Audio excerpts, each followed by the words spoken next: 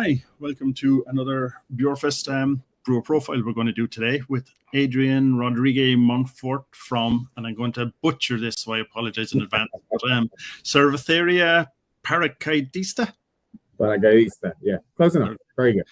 I tried hard beforehand, but it just Spanish, as you'll see, is not my native language, or I'm not very good at it. But anyway, you're joining us all the way from Mexico City. That is correct, Brian. Thank you very much for having me today. Great to have you. I think you're the first person I've had from Mexico City. I've had one other brewer from near there, but this is the first one from actually in the city. So maybe start. What's your background? How did you get into running or owning a brewery in Mexico? Right. So thank you very much. So ever since I started, obviously, with legal drinking age, because obviously I didn't start underage.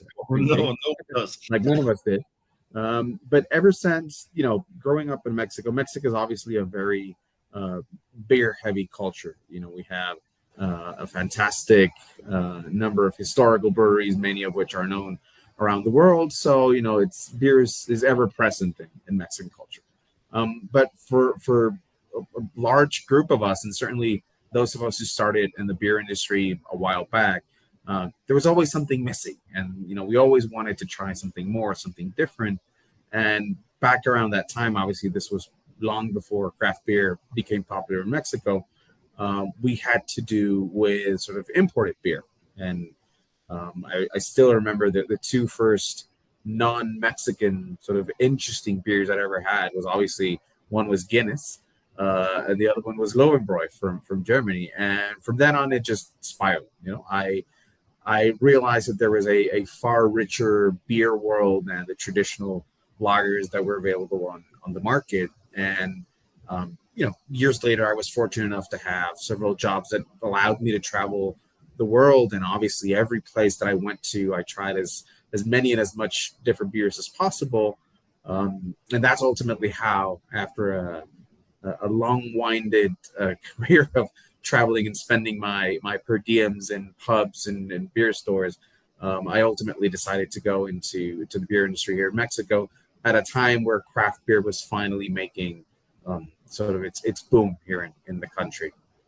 Right. Yeah, it's interesting you're talking about Guinness being one of your first ones, because I remember when Corona introduced. I'm old enough to remember when Corona came into Ireland, and it was a big exotic drink then. It was the whole fact of putting the bit of lime in the bottle, and that it was just right, yeah, completely, and that was considered exotic. Obviously, the people's opinions of the beer since as craft beer has grown. Changed. But at that time it was different and interesting, and inadvertently we swapped. So you tried Corona, and then I tried Guinness. So it all went full circle. And like that, so was all the beer in Mexico up to recently, was it really kind of lagers like Corona or something like that? Is that still the main beer that most people drink? I mean, they're one of the world's largest, brewing corporations, any way you slice it. They're ever present in the market. And, to be fairly honest, at least certain brewers of a certain age, that we started drinking those beers when we started drinking, we still have a fondness for them. And I am not one of those who sort of aggressively goes out and says, this beer is piss, and, don't drink that. There's a time and place for everything. And, I'll at the brewery, we'll still every now and then enjoy a couple of, light Mexican lagers when we're brewing, especially if it's a hot day. But they are still very present in the market. They're sort of massive industrial conglomerates. And us as an industry, we're still relatively small. I think we're 5% mark. But we're still battling against two massive. Sorry, you broke up there a little bit. It got a little bit sketchy. I think you're back again. I think it just broke up there for a second. Yes. So, I mean, I think that's like a lot of people. I mean, people can get very snobby about the mass-produced lagers, but some of them are, they are what they are, and they're like, that they do try to appeal to the widest people, so they do a pretty good job of that. I mean, you can't put it down. Yeah. Does that mean that give us a history of the brewery? So, I mean, what kind of beers you brew? How did it get started up? And then where are you now? Right. So, as I said, I was very fortunate enough to travel the world and, visit. I spent a lot of time in the UK, in the US. So obviously, two very large traditional and innovative beer markets at that time. And right around, probably say about 10 years ago, that project was sort of grinding down, and I was looking to sort of what will my next move be in my career. And then I realized that because I had to spend so much time traveling and living abroad, I had been able to save a bit of money. And I was really sort of bummed and ashamed that some of these great beers that I had tried, many of them very small local breweries in the UK and the US, there was no way they were not available in the Mexican market. So I actually got into beer first by importing beer into Mexico from the UK and the US. We worked with a number of small independent breweries, and that worked out well for good fair 3-4 years. But ultimately there was that idea of we should start doing something of our own. And we took the decision to sort of sell the importing side of the business and start the brewery around a time where, as I said, the craft beer industry in Mexico was starting to boom. But it was booming with a very unfortunate lack of diversity and variety. Most of the breweries brewed 3 styles of beer. Everybody had a pale ale, everybody had an IPA and a stout. And that was kind of the limit to creativity. So we actually started our project, Paracaidista, which I'll go into the name in a second, to brew styles that were unknown in the Mexican market. Actually, our first beer that we brewed was a hoppy Belgian-style Saison, which was kind of the first mass-produced or craft-produced Saisons in the country. And ever since, we've always stuck to brewing uniquely, a bit more technically challenging, a bit more creative beer styles, whether they're revisiting very, very classic, traditional, sort of forgotten European beer styles, or really innovative, sort of cutting-edge brewing techniques and ingredients. And the name Paracaidista is actually a Mexican slang that means squatter, because when we started, our idea was that we would actually be a gypsy brewery, very similar to the likes of Mikkeller and Evil Twin and some of the other grand European gypsy breweries. And hence the name Paracaidista, which is kind of a squatter, an errand, somebody that doesn't have a fixed abode, but kind of travels all over the place.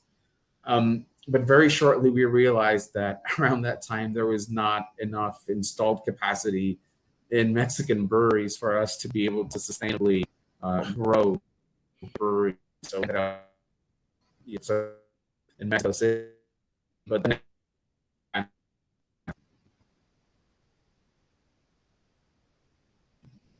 Yeah, we're still having a little bit of technical issues every now and then, but I think we're okay again. It's so you can't live up to your name. You were forced into actually building a brewery. So we needed to have a space of our own that we could, especially with the type of beers that we wanted to brew. We brew a lot of sour beer. We do a lot of traditional Belgian bred, pedio, lacto, barrel aging. And obviously, a lot of breweries would be very uncomfortable with having the sort of bread of barrels around their clean beer. So we had to have a space of our own. But philosophically, we kept the name because it reflects the way that we brew beer. Beer is not meant to be static. Beer is not meant to be sort of firmly fixed in place. It's an errand, travel, and journey to explore ingredients and sort of processes and ideas and trends. And we've gone through a number of waves. We don't define ourselves as a fixed style brewery, but we've done, again, as I said, from very traditional, forgotten European beer styles to double dry hop hazy IPAs. So philosophically, we've kept the name because it reflects our moving nature, how we don't want to be stuck in one single place. Right. And I mean, it sounds like what you're saying is that, I mean, it sounds like you took a very, or is it a very risky path? Like if you're trying to do beers that are, like you said, they're just taking a step back. I mean, you know, craft beer is a niche in its first place, and it sounds like saisons and sours that are very much a niche of a niche. I mean, is that a risk, or is it something that you can then own the whole, or do you own that whole area now in Mexico, or Mexico City at least? I don't think we own that part of the market. We wouldn't want to own that part of the market. As you know, people have always asked me, we recently just this year celebrated as a brewery our 7th anniversary. Our tap room is actually, we only just opened our tap room. It's celebrating its 1 year anniversary next week. And a lot of people always ask me, it's like, where do you want to go? How big do you want to get? And I've always told them, we don't want to be Mexico's largest craft brewery. We want to be Mexico's smartest, most interesting, most challenging brewery.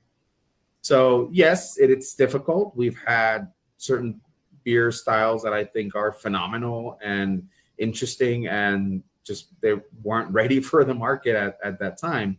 And we've done certain other, again, you know, we've dabbled in the hops and the haze and all that stuff, and it's sold like, you know, like warm bread. So it's, again, we tend to view beer as an ongoing conversation that evolves, and as the market in Mexico keeps on getting bigger and more, I want to say smarter, breweries will pop out that deal with their own specific niches. So we have amazing breweries, which are a good friend of ours, that will only do hazy IPAs, and they're fantastic at it, and they're doing great.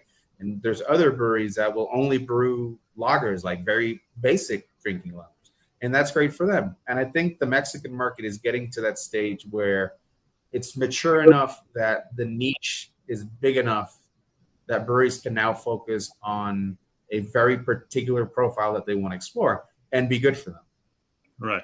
And I guess, like, now that you have your own tap room, I'm going to guess that is kind of, does that help? You know, does that change or allow you to be more adventurous because people are coming in and you can talk to them rather than relying on Absolutely. And that was always the idea behind the tap room, allowing us to do more frequent, smaller batches of different types of beers and really serve as a testing ground and see if, you know, the direction that we're thinking of and the sort of mood that we're in at that particular point in time is something that works with the market or not. Or on the other sort of more basic sense, it's just a great place to, you know, go sit down, have a beer, talk about beer, be surrounded by beer nerds.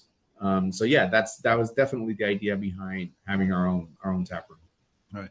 And do you think, like, do most breweries have tap rooms? Like, or is there a big craft beer scene, like craft bar scene, that would have a mix of different craft breweries? It's definitely getting there. I think the biggest challenge that a lot of the breweries face, and you know, it's certainly our case. So we're based in Mexico City, which, as you can imagine, like any major international large city, real estate and retail prices are ridiculously expensive. So, you know, it forces many sort of smaller breweries to have to rethink having their own venue. But outside of the country, where sort of real estate is a bit more accessible, if you go up to Baja, which, you know, borders California, almost every brewery in Baja has its own tap room, much like the same model as in California. I think, you know, people do tend to forget that Mexico is a massively large country with very different profiles in everything, sort of culturally, gastronomically, and beer is certainly not the exception. we have the fortunate/unfortunate reality of being one of the only two countries in the world that has a border with the United States. So that beer culture, which is massive, has permeated in a way. You go to Baja and it almost feels like California, but go down to Mexico City and it's completely different. Go down to the coasts and you'll see a completely different style of brewing. And I think that's what has allowed us as a Mexican craft beer industry to really explore and be unique and not just copying and pasting the same model. Yeah, I mean, just mentioning the size. I mean, what is it? Mexico City is what, 10 million or something insane like that? 22 last count. 22, Jesus. Well, Yeah. because that's like, I'm Irish. I mean, that's 4 times the population of the whole country over here, just in the city. So, kind of getting my head around just, how different it must be. Like, just within the city, it must be insane. So, but yeah, I mean, it does open up then, obviously, like you said, as a niche can be quite big. It's not necessarily like a niche in Ireland. It might be 100,000 people there. It could be 2 or 3 million, which could kind of keep you going for a while. Yeah. So, I mean, so it's getting more adventurous and getting more exciting there from what you're saying, like more traditional. Is there a drive, or again, I guess you can't really sum it up because it's such a big country, but like, is there a drive in some areas to be kind of using more native ingredients and trying to make more kind of a Mexican beer rather than, say, copying? Absolutely. And we're sort of involved in a very heavy historical battle with the United States over the last couple of years, where they've become very sort of Mexican lagers, whatever that means, have become tremendously popular in the United States and in some other beer markets around the world. And then you see the likes of Brazil, which was able to get the Catarina sour style registered as a uniquely Brazilian beer style, or you have sort of New Zealand, beers which have their own distinctive sort of personality.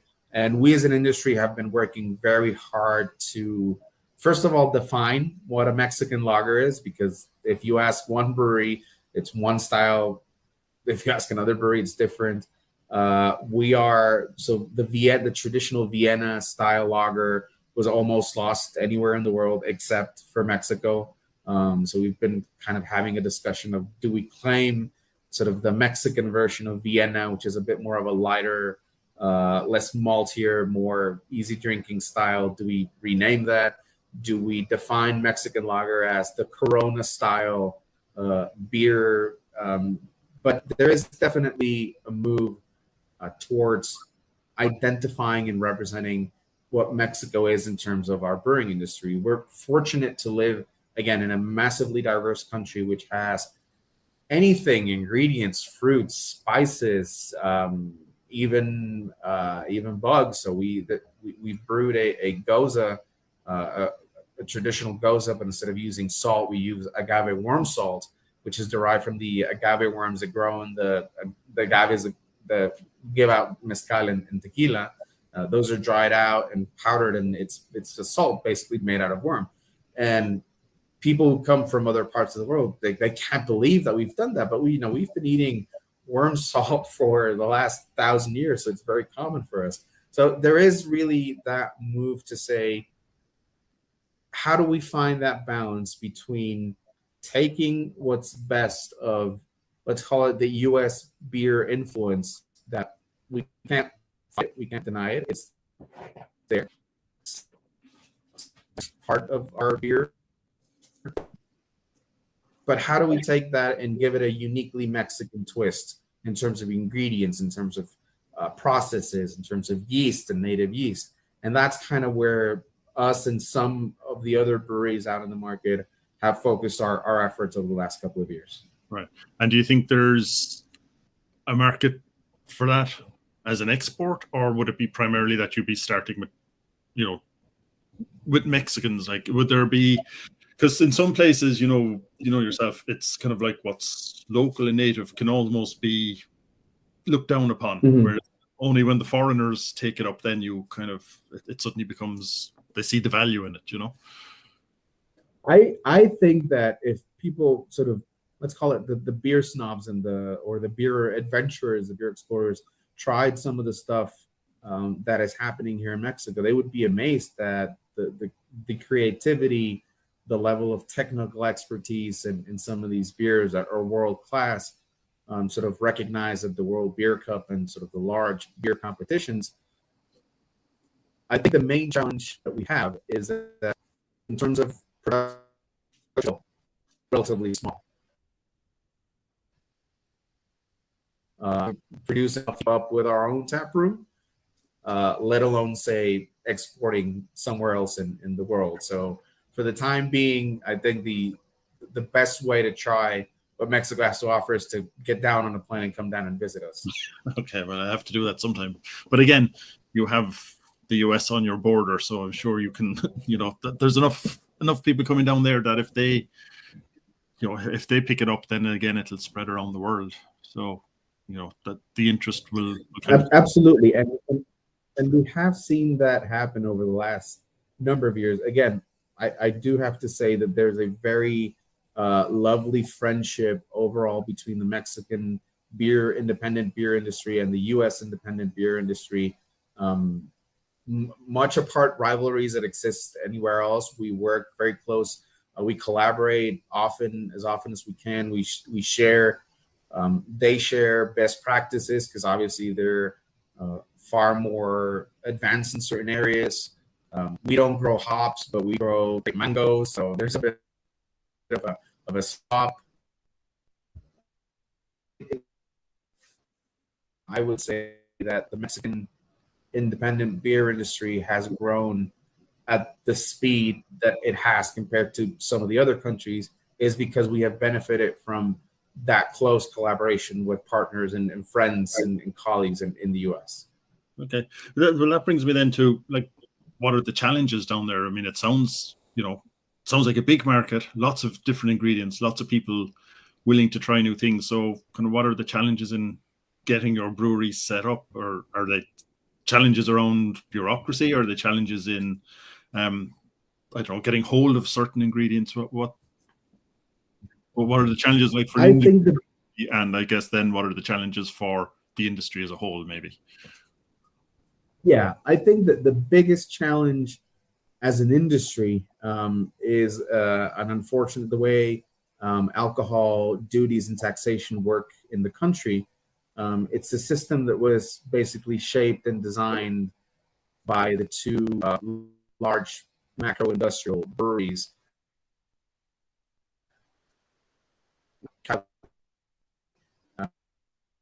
Sort of volume, it's basically by production value. So obviously the macrobreweries, it costs cents on a dollar to produce 1 liter of beer, and they pay taxes on cents.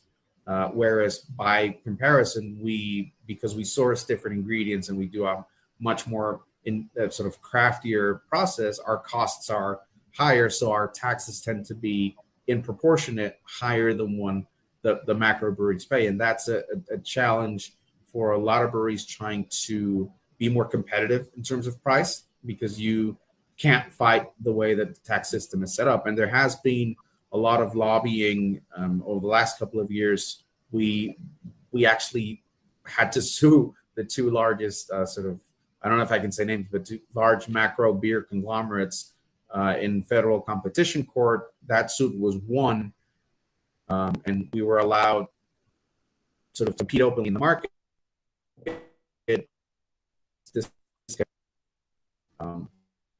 Obviously, like giving tax cuts, they like getting more revenue out of companies. So that is something that as an industry we are fighting, and we are going to keep fighting as a group. I think independently, there's still a lot of discussion to be had around consistency and quality. We have a lot of very eager, very young crowd that have grown up in Mexico with craft beer that will brew 2-3 batches in their backyard think they're really good and then decide to open a brewery. And there's still quite a lot of lacking an understanding of the industry and the quality process and how to make sure you're consistent in making good beer and making sure that only good beer gets into the market. So that's up to us, to the breweries that have been around for longer, to mentor and coach some of these smaller startup projects to make sure that they focus on quality, because ultimately, one bad beer can ruin the entire experience for one and can ruin the entire industry for everyone. So I think those are the two challenges that we can invest. Right. So I mean, it sounds, I don't know, I have to get down to Mexico sometime. I must admit, it's a place I have never been. So it sounds like I'm going to have to go there. And I've been close. I've been kind of south of ye and I've been north of ye, but I haven't quite got into Mexico yet. So so it sounds like I'll have to pay it a visit at some time fairly soon. Apart from yourselves, are there any other breweries that you particularly recommend that you search out for anybody going down there, or any, that makes something maybe different that you can only get in Mexico? Absolutely. So, I mean, again, Mexico is a massive country, but there are a few standout breweries that I consider to be world-class, each in their own particular style of doing things. But there's Hercules in Querétaro, which is sort of central Mexico. They're one of the largest independent breweries, massive styles, amazing sour program. If you go toward the northeast in Monche, there's Meta Brews and there's Fausto, which are sort of reliving traditional European styles and doing it amazingly. If you go to Baja, again, just south of, in Tijuana, Ensenada, just out of San Diego, you'll have world-class IPAs, which can compete and do compete with the best of what California has to offer. So I think there's, again, because of the small amount of volume that we produce, some of these beers might not be as well known outside of our borders. But if somebody does manage to, or at least the consistent feedback that we get from folks that show up, foreigners and expats and tourists that show up to our tap room and say, I have no idea that Mexico was making these styles of beers, and they're amazing. So I think it's a journey of exploration. If somebody's looking for kind of a virgin, untamed beer jungle to explore, then definitely Mexico's the place. Okay, well, maybe it's something, like I said, somebody can start looking at importing to over here or something. So where then, if people are coming to look for you, and hopefully they will be after this, I guess your tap room is the best place to look for your beers. Where exactly is it in Mexico City? How could they? Absolutely. So our tap room is located in Juarez, which is one of what you would call the hipster neighborhoods of Mexico City. We're on Liverpool Street, number 45 in Juarez. The tap room is exactly as the brewery, Cerveceria Paracaidista.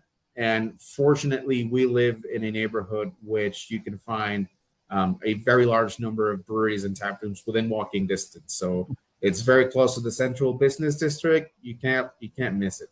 So you can come down and spend the day, maybe pay you a visit and someone else, and then back to you again. Absolutely. And we're always happy to point people in the ways of other tap rooms and other beers. And sorry, just on the tap room, is it beer? Is there food? Is there music? What normally happens around the tap room in Mexico? We have again, most of them are very, very small batch, frequently rotating taps. We do try and keep a balance between some of our barrel-aged sour stuff with some more easy drinking stuff. Because of particularities of Mexican beer licenses, we do have food. We obviously have tacos, which pair fantastically with our beer. And we also feature a very select options on mezcal, if anybody is feeling a bit more adventurous after a couple of pints. Okay. Well, listen, Adrian, it's been fascinating. I really do have to get there at some stage. Is there anything I should have asked you that you'll kill me or you'll be giving out if we didn't cover? No, I again, get me started talking on beer, and I could go on for hours. But I think we've been able to. I've been very thankful to speak on behalf of an industry of and colleagues, which again, all very tight knit group. So being able to talk a little bit of what we've done as a collective is a huge honor for me. And again, the invitation is open to any of our breweries and any of our tap rooms.